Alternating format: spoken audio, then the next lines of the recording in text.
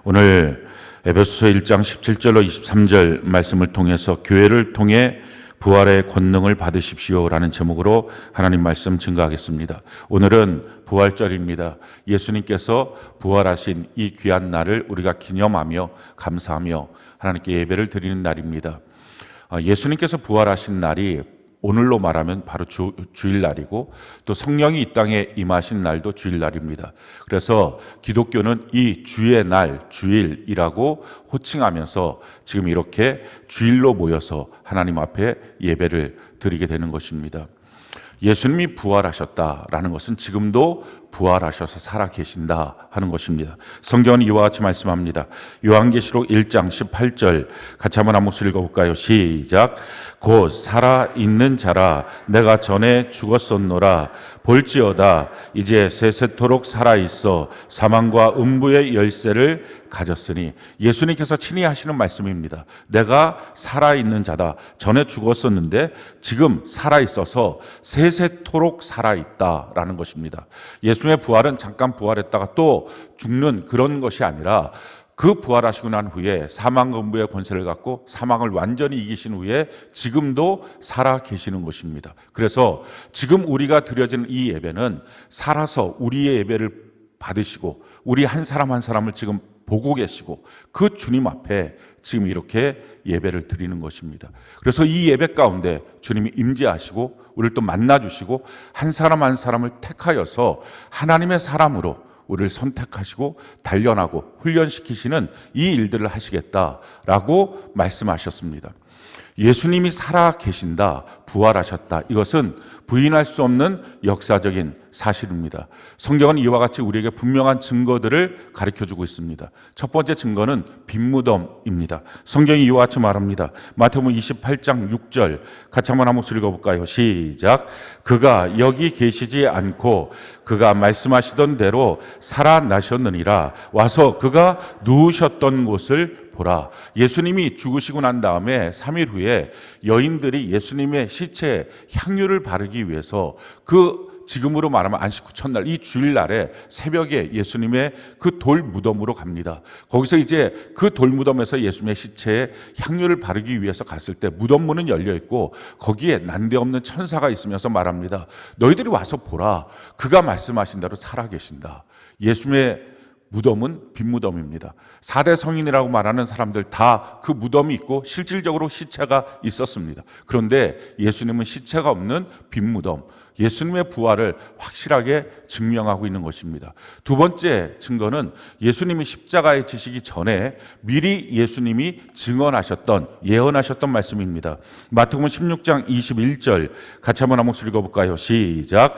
이때로부터 예수 그리스도께서 자기가 예루살렘에 올라가 장로들과 대제사장들과 서기관들에게 많은 고난을 받고 죽임을 당하고 제3일에 살아나야 할 것을 제자들에게 비로소 나타내시니, 예수님께서 고난받고 죽으시고 제3일 만에 살아나신다. 이것을 나타내셨다. 미리 말씀하셨습니다. 요한복음 11장 25절로 26절 같이 한번 한 목소리 읽어볼까요? 시작.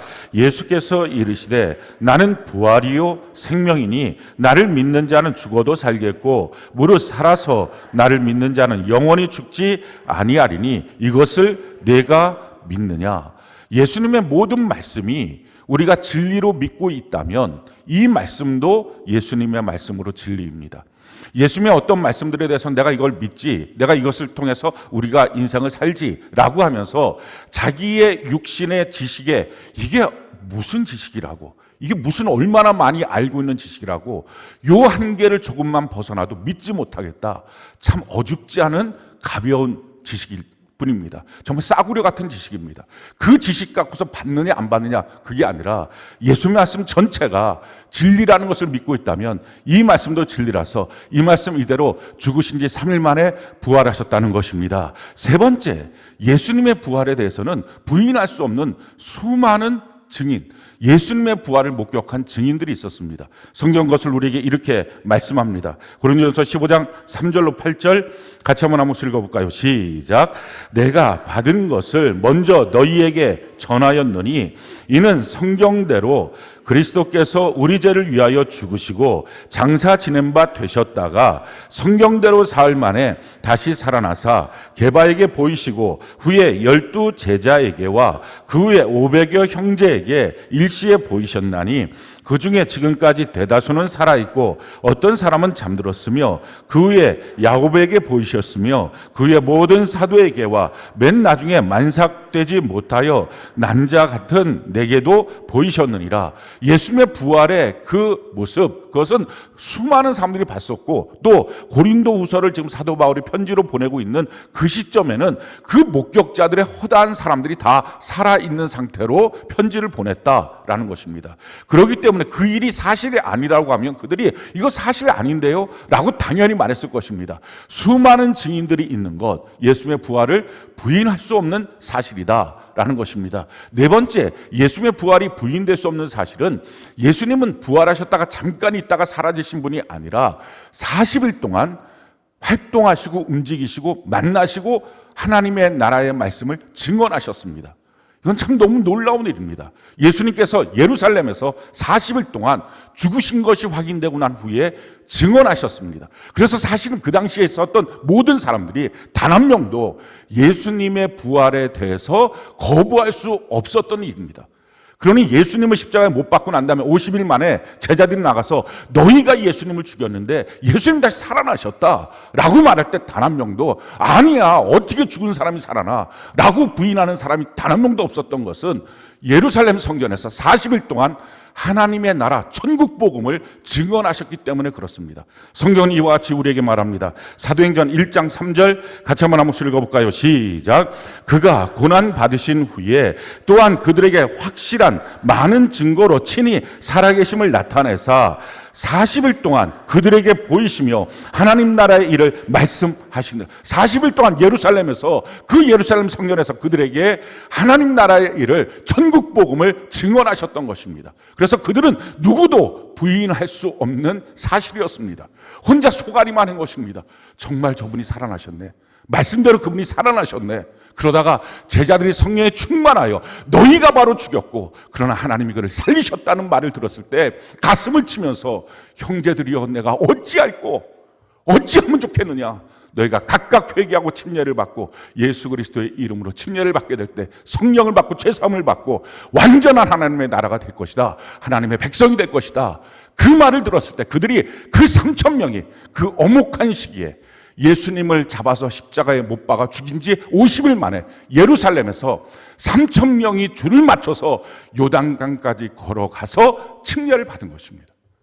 만약에 그들이 예수님의 부활을 부인할 수 있는 충분한 이유들이 있었다면 이런 놀라운 사건은 일어나지 않았을 것입니다. 아무도 예수님의 부활에 대해서 거부할 수 없었던 사건입니다. 그리고 나서 얼마 후에 그들 가운데 1만 명이 주님 앞에 다시 돌아와서 똑같이 줄 맞춰서 요단강가에 가서 침례를 받았습니다. 이 놀라운 사건은요, 누구도 부인할 수 없는 증언이다. 예수님이 부활하신 것은 확실한 증거가 있다라는 것을 우리에게 보여주는 것입니다. 다섯 번째 증거는 제자들의 변화입니다. 예수님이 죽으실 때 제자들은 다 도망갔습니다. 그런데 그들이 바뀌어서 부활하신 예수님을 만나고 난 후에 자기의 목숨을 걸고 순교를 합니다. 어느 누가 거짓에 대해서 순교하겠습니까? 단 한 명도 거짓이 아니라 실제로 부활하신 예수님을 목격했기 때문에 이런 일들이 생긴 것입니다.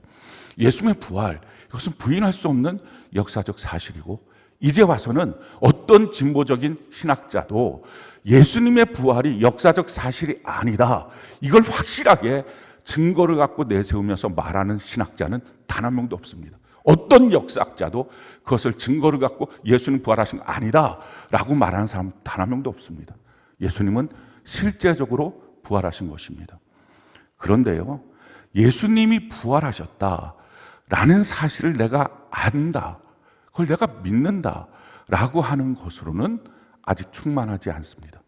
그걸로 아직 충분한 것이 아니에요.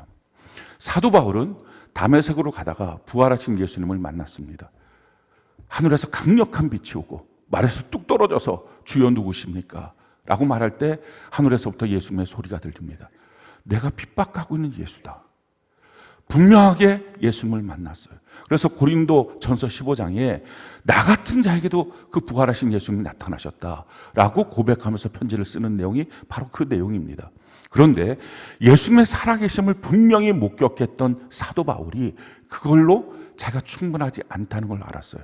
그래서 이렇게 고백을 합니다. 빌립보서 3장 7절로 14절 같이 한번 목소리 한번 읽어볼까요? 시작.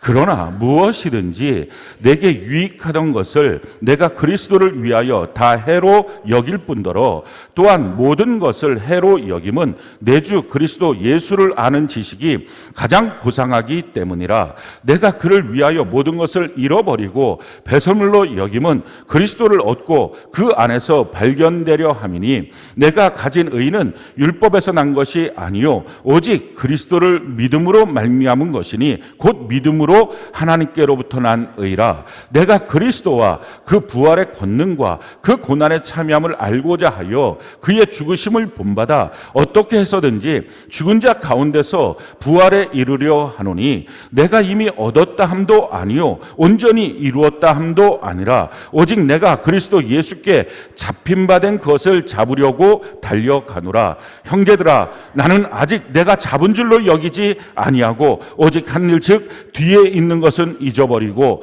앞에 있는 것을 잡으려고 표대를 향하여 그리스도 예수 안에서 하나님이 위에서 부르신 부름의 상을 위하여 달려가노라. 지금 사도 바울이 고백하는 게 뭡니까? 10절 11절에 보니까 내가 그리스도와 그 부활의 권능 그것을 알고자 해서 그래서 11절에 부활에 이르려 한다 라는 것입니다. 예수님의 부활에 대해서 충분히 그는 알았습니다. 지금 이제 이 시대에 있는 어떤 신학자들도 그러니까 신학자도 아니고 공부도 하지 않은 사람들 중에 예수님 부활했다고? 그거 실제적 사실이야? 난 믿을 수가 없는데 이렇게 참 하찮은 지식 갖고 말합니다. 근데 어느 신학자도 예수님이 부활하지 않았어 라고 이제 자신 있게 말하는 신학자는 단 한 명도 없습니다. 온 지구상에. 왜냐하면 부활에 대해서는 너무 명확한 증거들이 계속적으로 나오고 있기 때문에 그렇습니다. 그런데 그 예수님의 부활에 대해서 내가 알고 있어. 그걸로 충분한 신앙이라고 착각합니다. 근데 사도 바울은 부활의 예수님을 실제로 목격했음에도 불구하고 내가 이게 충분하지가 않다. 내 신앙은 이거 반쪽짜리만도 못한 거다. 라고 지금 말하는 것입니다. 그래서 그가 무엇을 말합니까? 부활의 권능을 알아서 내가 부활에 이르러야 하는데 그걸 위해서 내가 지금 표대를 향하여 오늘도 나는 달려가고 있다라고 지금 고백하는 것입니다. 예수님 부활하셨다. 그 다음에 문제는 무엇입니까? 그럼 예수님께 붙어있는 나도 부활에 이르러야지. 이게 신앙의 정당한 수순입니다. 지금 사도 바울이 그 얘기를 하는 거예요. 예수님 부활한 것 이건 내가 너무 분명하게 목격했어. 이건 부인할 수 없는 사실이야. 그러나 그걸로 충분하지 않아. 나도 부활의 권능을 받아서 그 부활에 나도 이르러야 한다라는 고백입니다. 지금 오늘 우리가 모인 이유가 바로 이것입니다. 예수님의 부활을 기념하고 감사하는 것 너무 당연합니다. 왜냐하면 이 부활은 역사적인 사실이기 때문에 그렇습니다. 그래서 누구든지 예수님 부활하셨다. 아멘. 감사합니다. 근데 문제는 그렇다면 예수를 믿고 있는 너는 예수님과 함께 있다는 너는 예수님이 너희 안에 있다고 믿음으로 고백하는 너는 부활에 이르르고 있느냐라는 질문이 오늘 성경이 우리에게 던져주고 있는 질문입니다. 자, 그러면 부활에 이르게 만드는 그 부활의 권능을 우리가 받아야 되는데 그 부활의 권능이라고 하는 말이 과연 무슨 말입니까? 두 가지로 성경은 우리에게 부활의 권능이 무엇인지를 가르쳐주고 있습니다. 첫 번째는요, 베드로전서 1장 3절로 4절 같이 한번 읽어볼까요? 시작.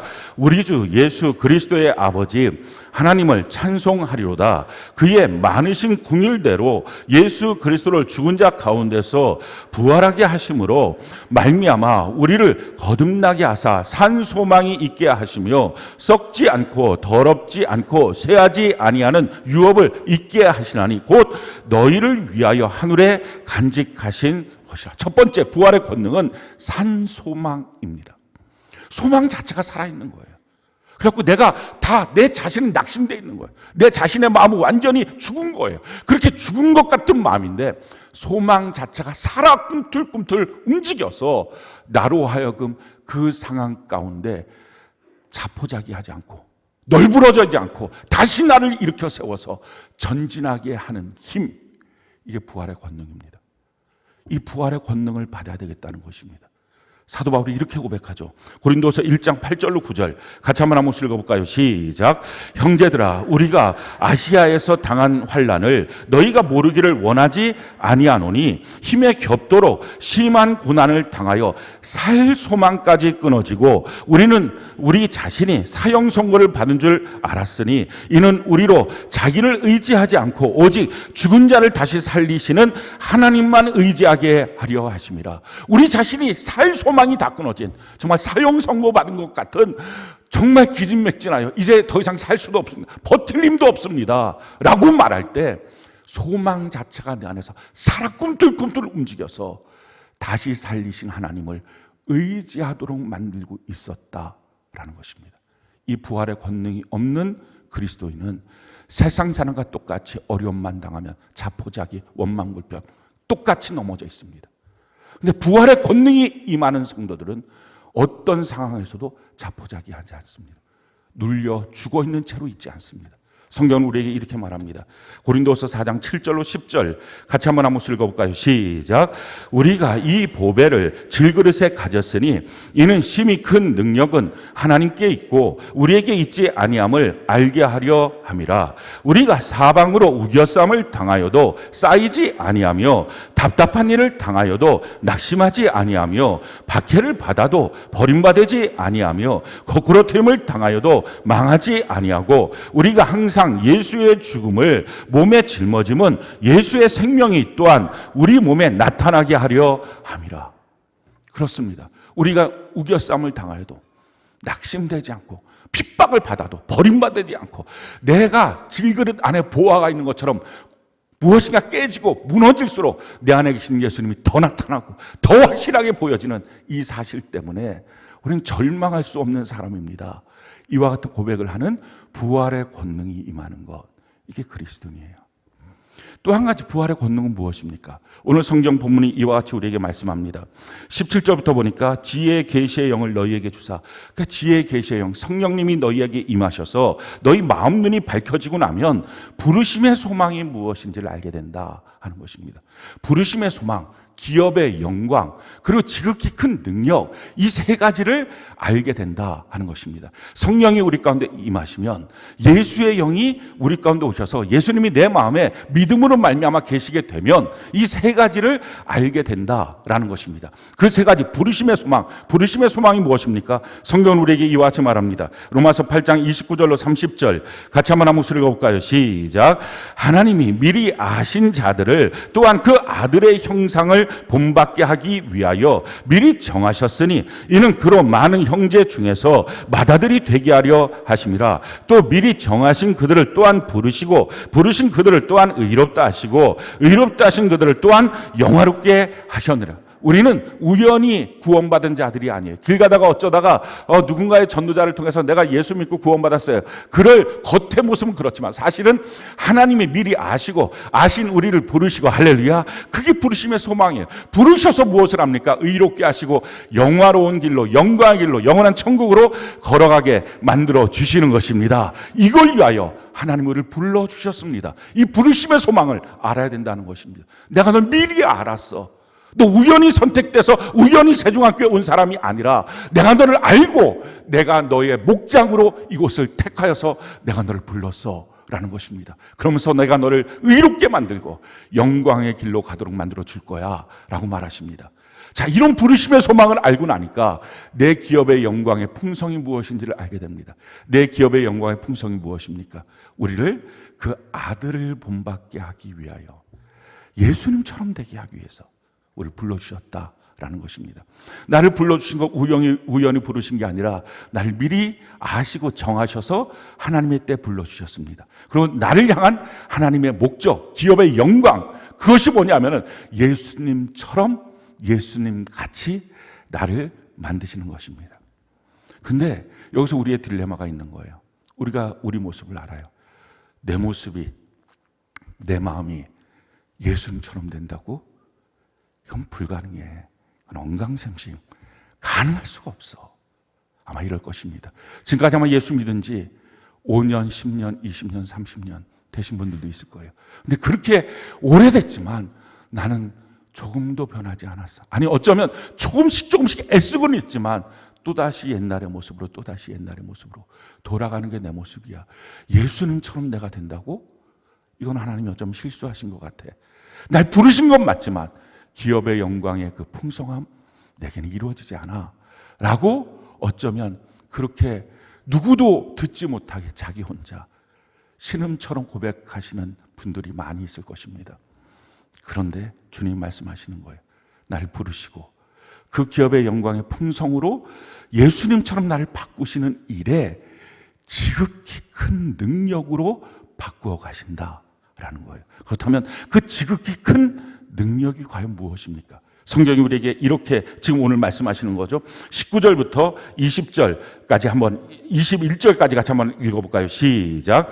그의 힘의 위력으로 역사하심을 따라 믿는 우리에게 베푸신 능력의 지극히 크심이 어떠한 것을 너희로 알게 하시기를 구하노라. 그의 능력이 그리스도 안에서 역사하사 죽은 자들 가운데서 다시 살리시고 하늘에서 자기의 오른편에 앉히사 모든 통치와 권세와 능력과 주권과 이 세상뿐 아니라 오는 세상에 일컫는 모든 이름 위에 뛰어나게 하시고, 지금 그 지극히 큰 능력, 그게 뭐라고 말합니까? 죽은 자 가운데서 다시 살리신 부활의 권능이었다라는 것입니다. 자, 그런데 그 부활의 권능이 지금 무엇입니까? 예수님 십자가에 못 박혀 죽으실 때 의인으로 죽으신 게 아니에요. 그분은 의인이었지만 우리의 모든 죄를 다 짊어지시고, 그래서 하나님이 외면할 만큼의 죄된 모습으로 죽으셨습니다. 그런 최고의 살인자로, 최고의 강도로, 최고의 도둑놈으로 우리가 상상할 수 없는 모든 인류의 모든 죄악을 다 짊어지고 그 죄를 속량하기 위해서 죽으신 것입니다. 예수님의 그 십자가에 죽으시는 그 모습 안에 그래서 저와 여러분들의 모습이 있는 거예요. 그래서 내 죄 때문에 죽으셨다. 우리가 그렇게 고백하는 것입니다. 그렇게 죽으신 예수님을 하나님께서 부활시킨 정도가 아니라 하나님 우편에 앉혀서 모든 주권과 권세와 통치와 영광, 오는 세계에 있어서의 모든 것까지 다 회복시켜 주시는 하나님의 능력, 부활의 권능이라고 지금 성경은 설명하고 있어요. 부활의 권능이 무엇입니까? 도저히 바뀔 것 같지 않은 죄인 된 나를 하나님의 아들의 영광의 모습으로 바꾸시는 능력, 그게 부활의 권능이에요. 그래서 성경이 말하는 부활의 권능은 두 가지입니다. 외부로부터 공격해 올 때 절대 지지 않는, 살 소망이 항상 넘치는, 막 산 소망이 계속 내 안에서 소망 자체가 움직이는 이 부활의 권능. 또 한 가지, 내 자체를 바꾸시는, 그래서 형편없는 죄인을 영광의 예수님처럼 바꾸시는 그 부활의 권능이 우리 가운데 임하면 우리도 바뀌어질 수 있어요. 이 두 가지가 부활의 권능이에요. 지금 사도 바울이 이럽니다. 내가 그 부활의 권능을 알아서 나도, 나 같은 자도, 스데반을 죽인 나 같은 자도 부활에 이르기를 원한다라는 것입니다. 그리고 지금 성경은 우리에게 너희도 동일하게 그 부활에 이르러야 한다. 부활의 권능을 받아서라는 것입니다. 이 부활의 권능 어디서 받을까요? 오늘 성경이 우리에게 이렇게 말해요. 23절 우리 같이 한번 읽어볼까요? 23절 같이 한 목소리 시작. 교회는 그의 몸이니 만물 안에서 만물을 충만하게 하시는 이의 충만함이니라. 교회를 통하여 하나님의 부활의 권능의 충만함이 그 몸된 교회의 지체들에게 충만하게 이르게 된다라는 것입니다. 교회를 통해서 부활의 권능을 받는 것입니다. 우리가 하나님이 우리에게 베푸신 은혜의 수단 세 가지가 있어요. 성령, 성경, 교회 이렇게 말합니다. 성령 하나님, 그분을 통해서 우리가 깨닫게 됩니다. 그래서 믿어지는 거예요. 2000년 전 십자가의 그 사건이 지금 내 앞에 있는 현재적 사건처럼, 그래서 부인할 수 없는 증인이 되는 것처럼 믿어지는 것. 죄송합니다.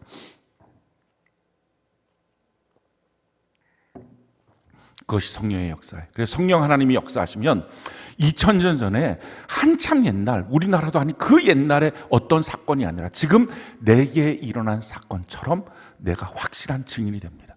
성령이 오시면 너희가 권능을 받아서 예수님의 증인이 된다는 말이 목격자가 된다라는 것입니다. 두 번째 은혜의 수단이 성경이에요. 성경을 통해서 명확하게 글로써 우리가 아는 것입니다. 그리고 세 번째, 교회를 통해서 그것이 내 안에 실제로 경험되고 이루어지는 사건이 됩니다. 오늘날 많은 사람들이 성령 하나님의 체험도 있고 성경도 알지만 교회 생활을 제대로 못하니까 그것이 자기 것이 안 되는 것입니다. 아는 지식이 될 뿐이지 실제로 부활의 권능에 이르러서 실제로 변화되고 실제로 세상을 이기는 일들, 이런 것들이 안 되는 것입니다. 교회를 통해서 이 부활의 권능을 받는 것입니다. 그럼 교회는 어떻게 합니까? 교회를 통하여 만물을 충만하게 하신다라는 것입니다. 여러분들 교회 생활할 때 충만함을 받으시기를 바랍니다.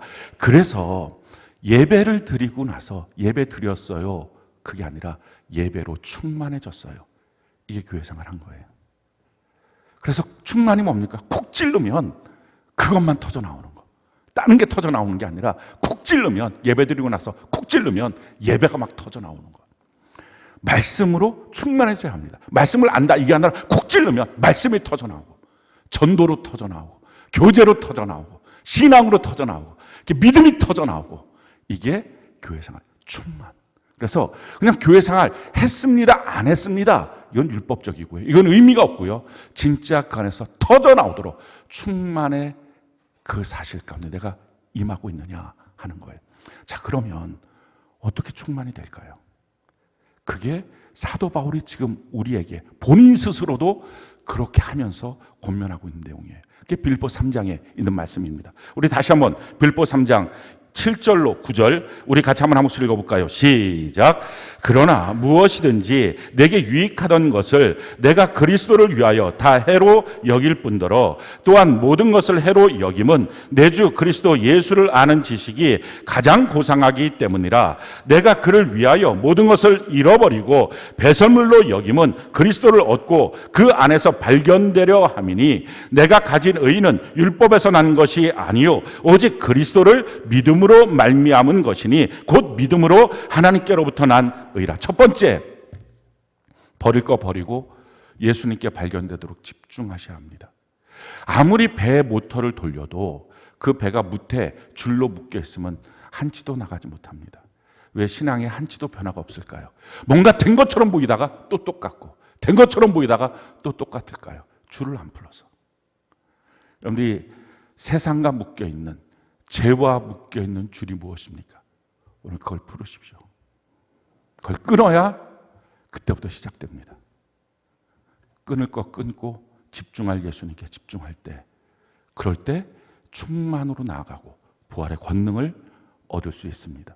그래서 정말 내가 바뀌어지고 다가오는 모든 문제 앞에 이기는 자, 승리자로 설 수 있습니다. 자, 두 번째, 무엇을 우리에게 말합니까? 10절부터 13절까지 같이 한번 읽어볼까요? 시작. 내가 그리스도와 그 부활의 권능과 그 고난의 참여함을 알고자 하여 그의 죽으심을 본받아 어떻게 해서든지 죽은 자 가운데서 부활에 이르려 하노니 내가 이미 얻었다 함도 아니요 온전히 이루었다 함도 아니라 오직 내가 그리스도 예수께 잡힌 바 된 것을 잡으려고 달려가노라. 형제들아, 나는 아직 내가 잡은 줄로 여기지 아니하고 오직 한 일 즉 뒤에 있는 것은 잊어버리고 앞에 있는 것을 잡으려고. 그렇습니다.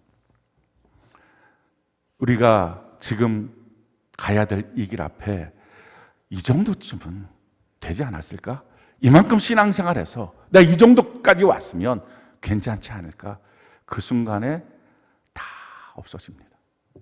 끊임없이 전진해야 됩니다. 그 정도쯤, 이 정도쯤, 그게 우리의 신앙을 다 망가뜨리는 것입니다. 자, 세 번째, 어떻게 해야 충만에 이릅니까? 14절 같이 한번 읽어볼까요? 시작. 표대를 향하여 그리스도 예수 안에서 하나님이 위에서 부르신 부름의 상을 위하여 달려가는 삶입니다. 어슬렁거리지 마십시오. 목표 없는 사람처럼, 향방 없는 사람처럼 어슬렁 신앙생활 하지 마십시오. 제대로 집중해서 신앙생활 하십시오. 사랑하는 성도 여러분, 주님 부활하셨다. 그거 누가 모르는 사람이 있나요? 정말 하찮은 지식의 소유자들 빼놓고서는 다 아는 것입니다. 몰지각한 사람들 몇을 빼놓고서는 다 아는 것입니다. 예수님 부활하셨다. 그때 주님이 우리에게 물어보시는 거예요. 근데 너가 나한테 붙어있기 때문에, 너가 내 안에 있기 때문에, 내가 너 안에 있기 때문에, 믿음으로 내가 너 안에 있기 때문에 너는 부활에 이르르고 있어. 도전하는 수많은 문제 앞에 너는 언제나 승리자로, 이기는 자로 서 있어. 너는 그리스도를 닮아가는 삶으로 전진하고, 나 같은 죄인이 예수님 이렇게 닮아가고 있다 말하고 있어?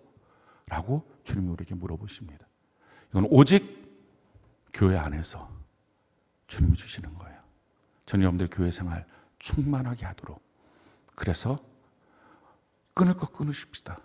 오늘 이 부활절 날 정리할 거 정리합시다. 그리고 이제 더 이상 멈춰있지 말고 주님 앞에서 달려갑시다. 그래서 표대를 향하여 달려가서 주님 안에 이 부활의 권능으로 말미암아 부활에 이르르는, 그래서 우리의 삶 전체가 말 그대로 예수님을 닮아가는 우리 모두가 되는 은혜가 넘치기를 예수님 이름으로 축원합니다.